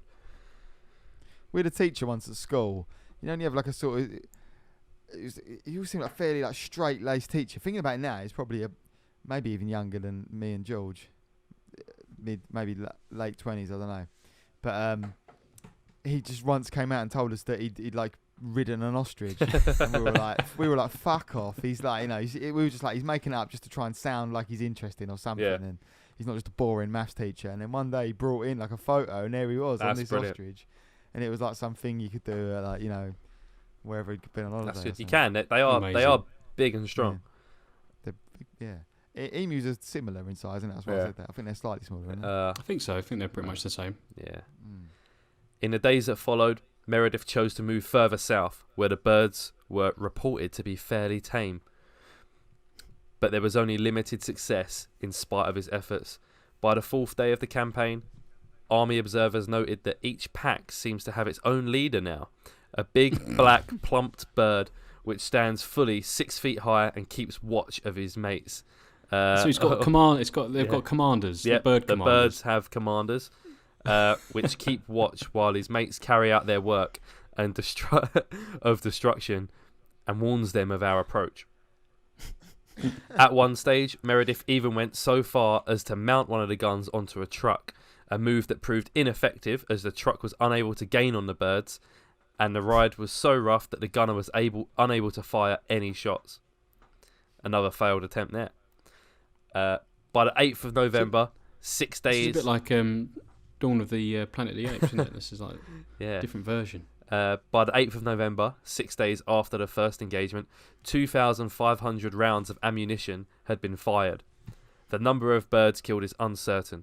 One account estimates that it was 50 birds, but the other accounts range from 200 to 500, the latter figure being provided by the settlers. Meredith's official report noted that his men had suffered no casualties. Fucking hope not. That's a success. Yeah. One peck. On the 8th of November, members in the Australian House of Representatives discussed the operation. Following the negative coverage of the events in the local media that included claims that only a few emus had died, Pierce, who I don't know who that is, Pierce withdrew the military personnel and the guns on the 8th of November. After the withdrawal, Major Meredith compared the emus to Zulus, I guess a bit of racism there, and commented on the striking manoeuvrability of the emus, even while badly wounded. If we had a military division with the bullet, if we had the military division with the bullet carrying capacity of these birds, it would face any army in the world. They can face machine guns with their invulnerability of tanks. They are like Zulus, whom even dum-dum bullets could not stop. So, I actually looked up dum-dum bullets, and they're bullets that explode on impact and just like wreck you. So, he's basically saying that. Zulus are well fucking hard. They just Yeah, run well, double hard. he's saying that the emus, you know, they were shooting the emus and they weren't dying, and he was comparing them to Zulus because I guess he was saying the Zulu people are strong and well manoeuvring people. Have you ever heard the story? I can't remember the name of. There's like a Zulu chief or a king. I think it's like a king, isn't it, in the culture or whatever? But the army was so renowned for being like well drilled and followed orders, and really really good warriors. And so to prove that his men were so like the best warriors in the world and they'd follow any order, he ordered them to march off of a cliff, and they all marched off the cliff.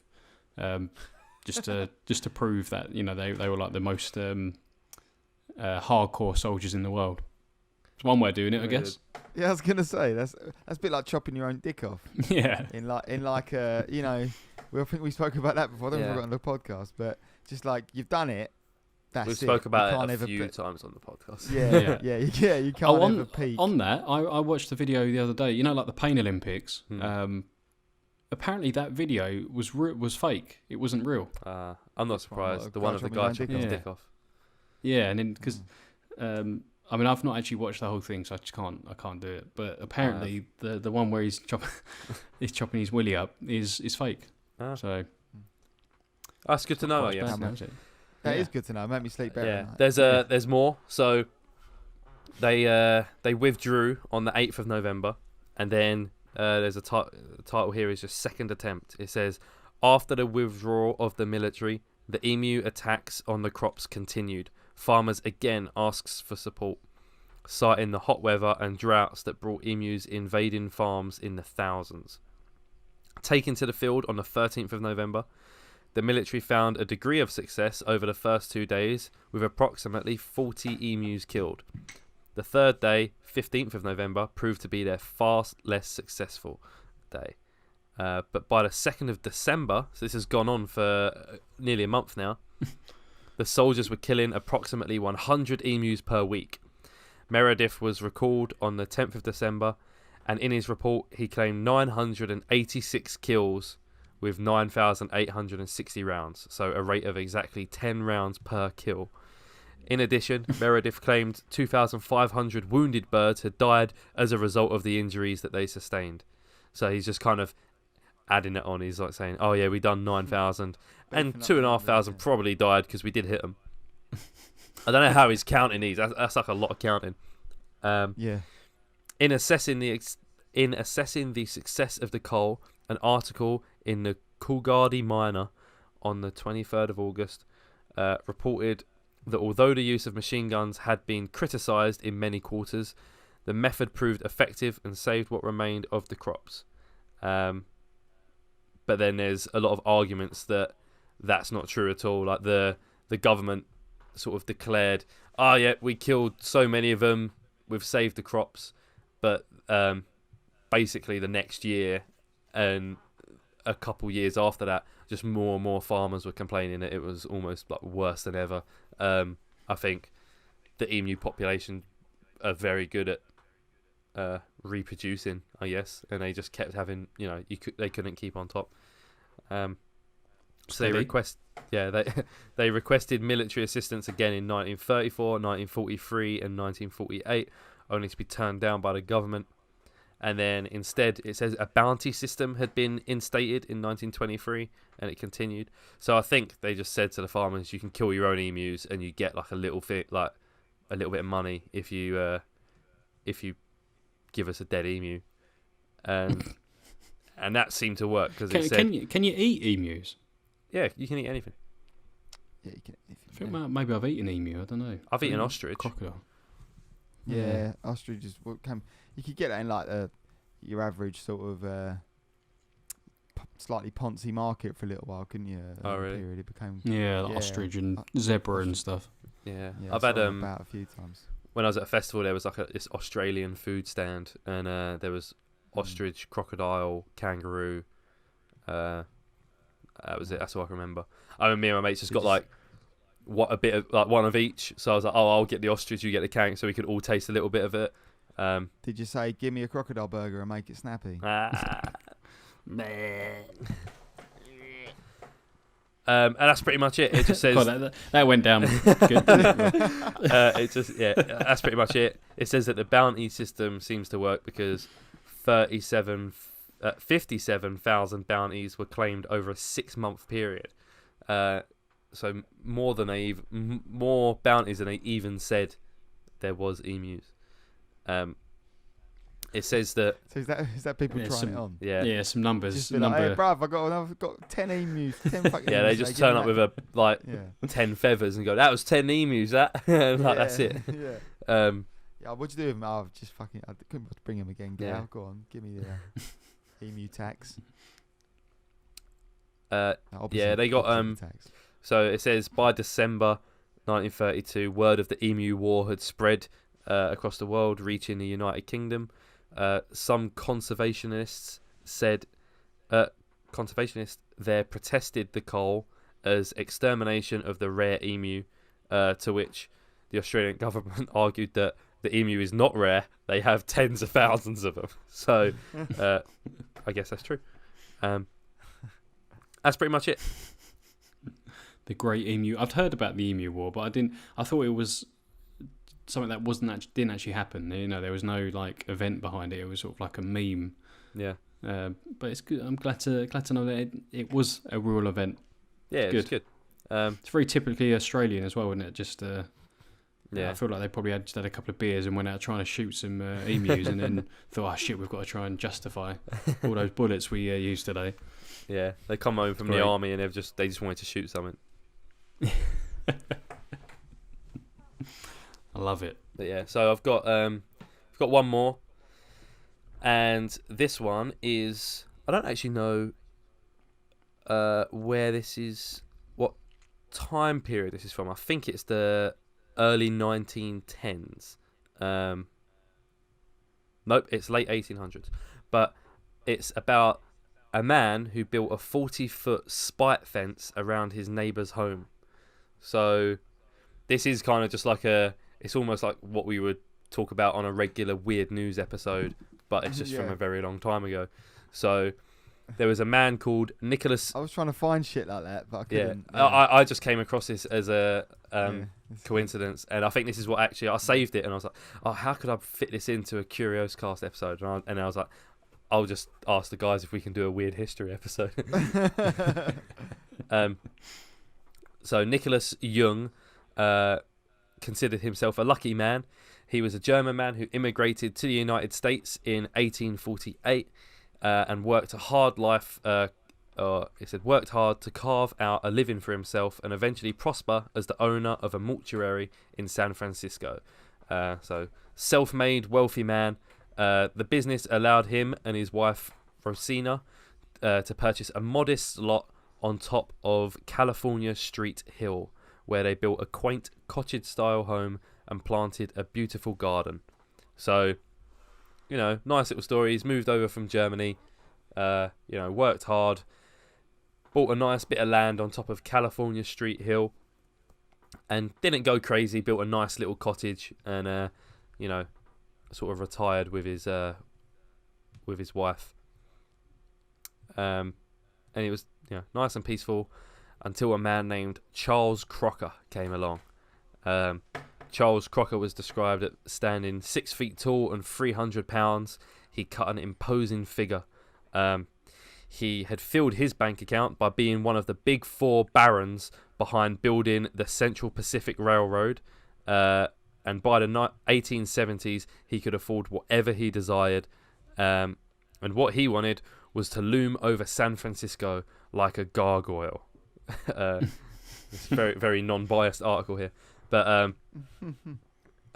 so one of Charles's mates, who was also one of the big four, so there was just basically four rich guys who built a lot of the railroads in America and made loads of money off of it.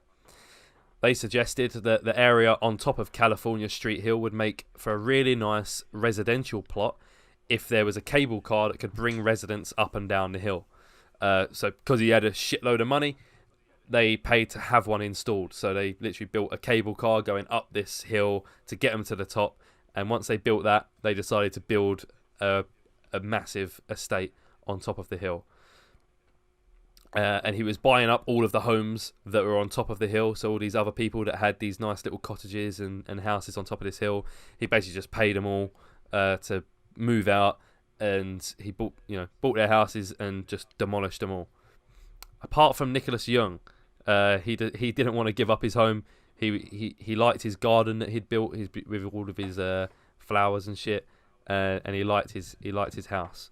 So by the time the cable car was finished, he had built a 12,000 square foot mansion. For some reason, the rich guys that moved in on California Street Hill, they renamed it to Knob Hill. I guess knob didn't mean like knob back then, but they renamed it Knob Hill. Suitably named it themselves to save anyone else the trouble. Yeah. Yeah. So yeah, it says, as the project neared its completion in 1876, there was one nagging detail. On the northeast corner of the block, Nicholas Young was reluctant to sell. His cottage was dwarfed by the mansions going up, but he had become to enjoy the neighbourhood. It says there's varying accounts of what happened next. Some say that Crocker offered Young $6,000 for his slice of the block. After some deliberation, Young agreed to sell the land for $12,000. So Charles Crocker offered $6,000, and Young said, "Nah, double it, 12, and I'll move out." And then Crocker said, "Meet in the middle, $9,000," and Young said, "No, I said 12." Apparently, he became irascible, which I looked it up, and it basically means like purposely trying to irritate someone and be a rascal, I guess. And so what he done was he went back to Charles and he said, "You know what? You offered me 6 to start off with. I'll take 3. So Charles was like, "Really?" He said, Yeah, of course." And then as they went to shake hands on it, he said, "Nah, not really." And he said, "But you did say 6. Only having a laugh. I'll do 6." So Charles said, "Okay," and he went, "Nah, not really." And he went up to 9. And Charles said, "Oh," because that's where Charles said he would meet in the middle at 9. So Charles was like, "Okay, 9." And he said, No, I want the original 12 that I asked for." And it says Crocker was said to have balked, spewing profanity and walking away from negotiations. So he weren't happy about the way Young conducted himself there. They kept going back and forth on the price. It was like an ongoing thing. Crocker carried on just demolishing everything around him, all the land that he owned. Apparently he was intentionally trying to annoy Young by having the work start at like ridiculous times a day and go on throughout the night. When they were demolishing things, he asked the construction workers to purposely like shoot rubble at the guy's house. So it's like when they're like, "Oh, when you blow up this like big wall here, can you place it so that all of the little stones just fly into this guy's garden in his house?" So they just was having this like back and forth going. Sounds like a right. It sounds like a bit of a dickhead. This Crocker. I was gonna say, well, this Charles sounds Crocker. like it. It sounds a bit like Up. It's kind of what happens in Up, isn't it? Really? Yeah. In a roundabout. Do you think they took some inspiration? Maybe, yeah. It says at a reported cost of $3,000, Crocker had his workers construct a wooden fence on his land that towered over 3 sides of Young's home. So because he owned so much land that was surrounding Young's home, he could build this huge fence that stood 40 feet tall around the house that were just completely isolating any sun from getting into Young's garden. So all of his plants ended up dying, his grass all withered away. There was barely any sunlight getting into his house, no like fresh air getting through, and just immersed Young in the darkness. While move. Yeah, and then Crocker gleefully had his gardeners decorate his side of the fence with some nice ivy and flowers and shit like that, while Young had to sit in his garden that was wilting away. But Young tried to sort of protest it, and the papers sort of wrote an article about it, kind of criticising Crocker as this big evil rich man, but it was perfectly legal what he done, so there was nothing that anyone could do about it. Without any other recourse, Young threatened to install a flagpole that would fly a skull and crossbones and act as an act of defiance that might help blight Crocker's view. He also wanted to place a coffin on his roof, one to advertise his business. He owned a mortuary, and also to agitate Crocker. He had some members of the media on his side who condemned Crocker's crime and criticised him for his immense wealth, using his immense wealth to bully a family of more modest means. The San Francisco Chronicle later called it a memorial of malignity and malevolence. Tourists would take the cable car up and ride up to Nob Hill just to gawk at the massive fence, but Crocker would not budge. They even had there was even people protesting as well, like in the streets, but he didn't give a shit. And sounds like such a dick move to do. Like it's just like yeah, a typical rich person just trying to get what they want, right? Yeah, he literally just couldn't. He couldn't stand the fact that he didn't own this entire hill, and he wanted to own the entire estate. Everyone who lived there, he wanted to be his rich, buddies or whatever. But this one German guy, he just didn't like him having there. Eventually, Jung and his family threw in the towel and they moved out, but they still refused to sell the land to Crocker. So they moved out and they just left it. So they still owned that house. They just went off and bought another house somewhere else, but they just let that place be there just to wind up Crocker. That's amazing. Yeah. He could afford that as well. Didn't take any money. Didn't take anything. Yeah, pure and apparently it turned like... into basically like a little bit of a rubbish tip. Like people would just like sort of chuck their rubbish there. If there was nowhere else to put it, people would like throw as they're walking past, just throw shit in there. As it was just this unused bit of land that was perfectly surrounded by a huge fence. So man, I've just found a photo of it. Yeah, and I've spent the last 5 minutes looking at this photo, trying to figure out where the wall is, and I was like, that wall doesn't look too big, like where this arrow is, but the wall's so big that it looks like another building, and I was like, oh shit, I've just realised that is the actual wall, and you can just see like a little chimney poking out the top. So it must have been horrendous for that guy, like living basically in a box. Like I didn't realise it was going to be quite as like insanely bricked in as that. Yeah, it's crazy. It is huge. I'll get the photo up on the screen for anyone watching on YouTube. But yeah, it's a huge mansion, and it's like a typical mansion from like the 1800s. And behind it is this. It looks like part of a building, like it's just a perfect sort of like rectangle shape, and that's actually 40-foot like fences that are just blocking in this poor guy's house. But yeah, so he moved out, but kept the land so that Crocker could not do anything with it. Crocker may have thought that the feud would end with Jung's death. So Jung died in 1880, but it didn't end there. His widow, Rosina, continued to rebuff offers to sell the now vacant land. After Crocker, and then Crocker passed away 8 years later in 1888. So yeah, he once he died, he was like, "Come on, please," and Rosina was like, "Nah." Obviously, he probably told her, or she just knew like he wouldn't want me to sell the land, or she was probably pissed off with him as well and thought, "Nah, fuck you." So didn't sell the land. Please, Rosina, please, Yeah. please, give me the house, please. please. So, and then Crocker ended up dying in 1888, and it carried on with their heirs, with the children. So it says their heirs were just as unsuccessful in persuading Rosina to let the land go. In 1895, she tried to appeal to the city's street committee, arguing the fence was a nuisance and rendered her property worthless. It says the city agreed, but the legal council didn't. So she got close to having the fence tore down, but I guess it was still legal, so nothing could happen.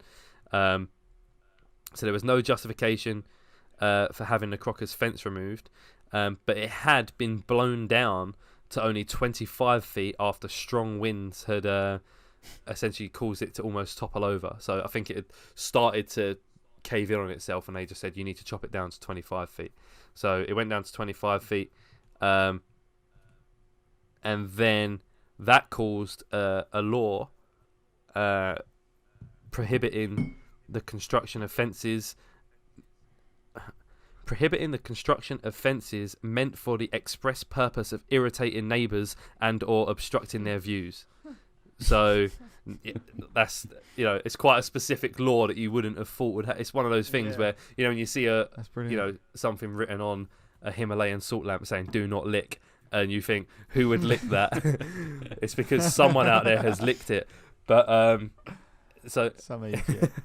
but when there's a law that says you can't construct fences just to annoy your neighbours, that's because someone has done that. Some fucker, yeah. Most states cap the fence height at 6 feet. Others don't. Boring. And then Racina died in 1902, and that's when the rivalry appeared to die. Her 4 daughters finally gave in to Crocker's descendants in 1904, selling the land, said to be worth $80,000. So I guess holding on to it for that long, it was worth. Crocker was only going to pay him $6,000, and like Pokemon cards, hold on to them for longer. Yeah. Don't talk to me about that. It says they didn't actually disclose how much they sold it for, but it was estimated to be worth $80,000 at that time because I guess the 50 years that they lived there, San Francisco probably became a more affluent area, and especially Nob Hill probably became very affluent with all those expensive houses there. So they probably got a hefty sum out of it.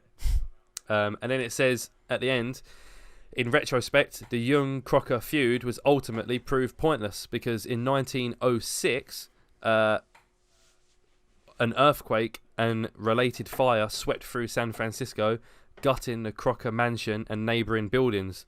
So everything just collapsed and was set on fire during a big earthquake. And was that after they sold up? Yeah, so what happened was they sold up in 1904, and then because there was no more neighbours to be pissed off at, they took down the fence in 1905, so the fence finally came down, and then the next year in 1906, the mansion came tumbling down and everything was destroyed anyway. So the Young family proper cashed in, got lucky with that. Yeah. Yeah.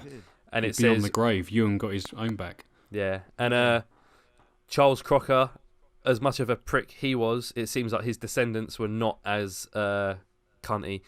They instead of deciding to rebuild, the family decided to donate the block to charity. So it ends nicely and says, in a strange twist, the place where Crocker had once built a monument to spite and malice became a home for compassion and warmth. In donating the site, the Crockers opened an opportunity to erect Grace Cathedral, an Episcopalian place of worship. So, nice ending there. Basically, the nice little German family got loads of money, and then the mansion came tumbling down, and then it became a place of worship. Church. And I think there's also some care homes on there as well, Fuck some care homes and schools and stuff like that. So now it's a nice little area. All's well that ends well then. Yeah. Yeah, better when it became care homes. I was gonna say, not good when it became a church because of the fucking church.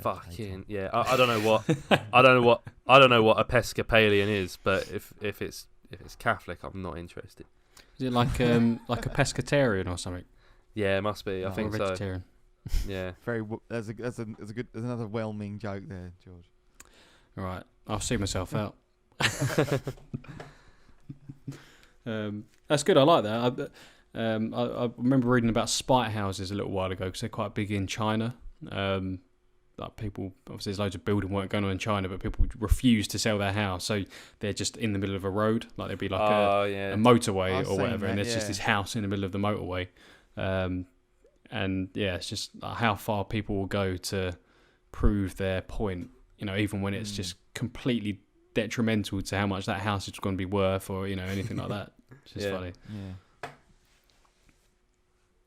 Sweet. Nice. On that bombshell. When you were talking, I was watching Rob. I've got a couple of good little clips of him just falling asleep. Yeah. It's late for me these days, man. You've been drifting off for about. Well, we've been recording for like an hour and 50 minutes, and I think you've been falling asleep for an hour and 30 of those. To be fair, it wasn't Nah. one of our highest energy episodes, was And it? I drank don't a think. 7% beer as well. You've had a You're beer. getting old, so- man.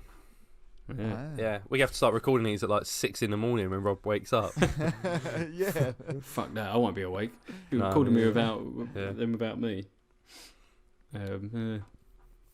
I could feel myself going. I really thought I was getting away with it as well. I thought, hang on. Over this, they got no idea as to what I'm in real life. Because my video's been sort of like slowing down at points and freezing. Yeah. So when you have like been your eyes have been half closed, it stays on the screen for twice as long. It's really good. Fuck's sake. All right, well, thanks for listening. on that note. Not you, Rob. Yeah, Thanks for listening, everybody else. Yeah, thank you very much. I know that this week was probably a little bit whelming, or even underwhelming. Possibly could go possibly. that far. Certainly not overwhelming, I'd say. it's- Well, we'll be back in the studio hopefully soon. with some Once- high octane stuff, and I'll have a coffee when we start. Yeah, but I didn't have a coffee actually. Yeah, that's it. hopefully it won't be Do you long know what before I've we're all realised? vaccinated and we can be together Oh, yeah, that's it. Yeah, give me that vaccine right in the vein. right in the Give me cock. it. Mm. Yeah. Or that. I could do that. We'll see. If they give me the option, I'll probably go for the vein, but keep it as a backup. Go for the normal. Thanks. Right. Well, thank you very much, everyone. All right. Apologies for my stories. They were rubbish. It was alright, George. Don't. So we haven't discussed this much, Oh. but that we initially discussed the idea of doing a Christmas special episode. So Shit. either stay tuned for our Christmas episode, or if we don't have a Christmas episode, have a Merry Christmas yeah, I suppose and a so, Happy yeah. New Year, because otherwise the next And a Happy episode will New be Year. in January. But I In want to do a Christmas episode. 2021. Yeah, I want to do it as well. Yeah. Well, yeah, if we've got enough time, it's just about finding Alright. time, I guess, isn't it? But Yeah. I'm sure that we will do it. And, you know, all of our 4 listeners deserve it. They So fucking do. they do deserve it. All right. Anyway, High we'll make octane. sure that one's got energy. So anyway, Yeah, exactly. we'll speak to you. We'll see you in the next episode, I guess. Bye bye. Alright, peace. Fucking hell, Rob. Jesus. Right, see you later, guys.